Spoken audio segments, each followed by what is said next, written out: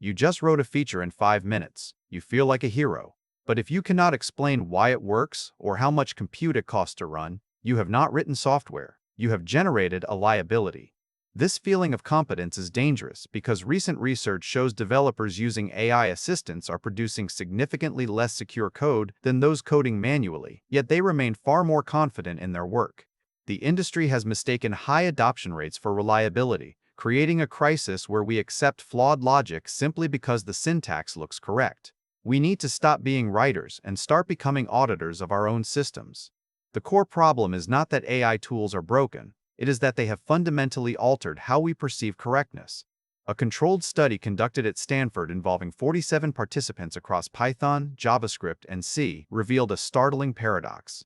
On 4 out of 5 complex tasks, developers using AI assistants wrote code that was objectively less secure than their peers who coded from scratch.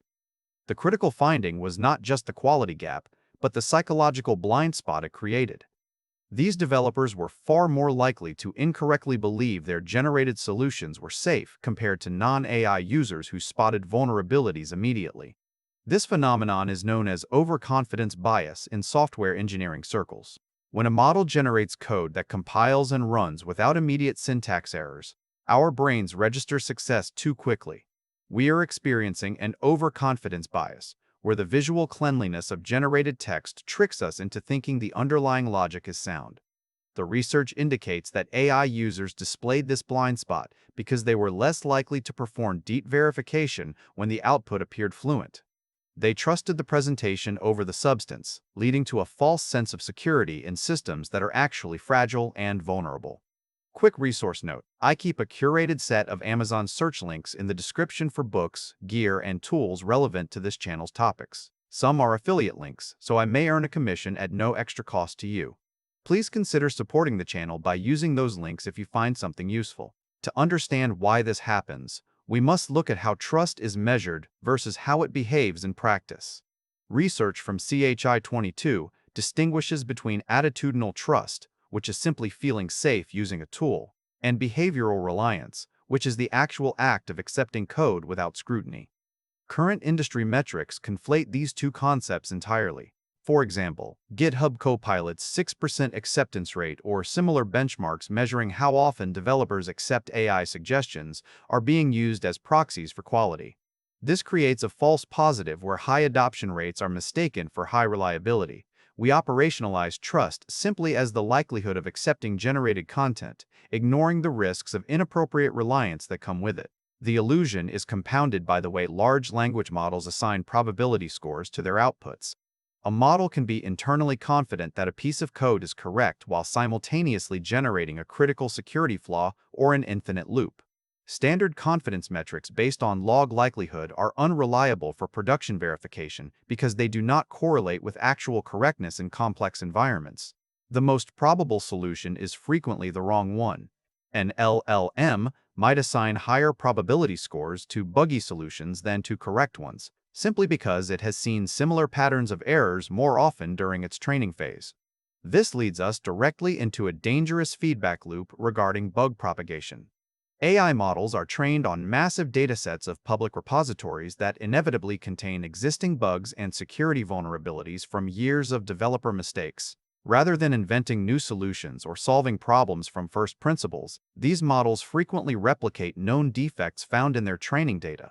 They create a system where bad code gets generated at scale simply because it was popular online before the model learned it. If you submit AI-generated code without understanding this history, you are not introducing innovation. You are inheriting and amplifying historical errors that were baked into the dataset during pre-training. This brings us to the critical role shift required for modern software engineering. The era of the code writer who focuses primarily on syntax and immediate functionality is effectively over for AI-augmented development. We must transition to a new mindset where your primary job is no longer generating logic, but verifying constraints that the model cannot see. You are now a system auditor responsible for checking latency, throughput, memory footprint, and security implications hidden within probability distributions.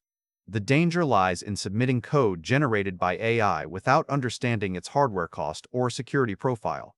These black box systems often work perfectly locally on a developer's laptop but fail catastrophically at scale due to unoptimized inference patterns or undetected vulnerabilities that the model's confidence masked during generation. When you treat an LLM output as a final product rather than a draft requiring rigorous verification, you are building debt into your infrastructure. You must stop asking if this looks right and start asking if I can verify the constraints of this output against my system requirements.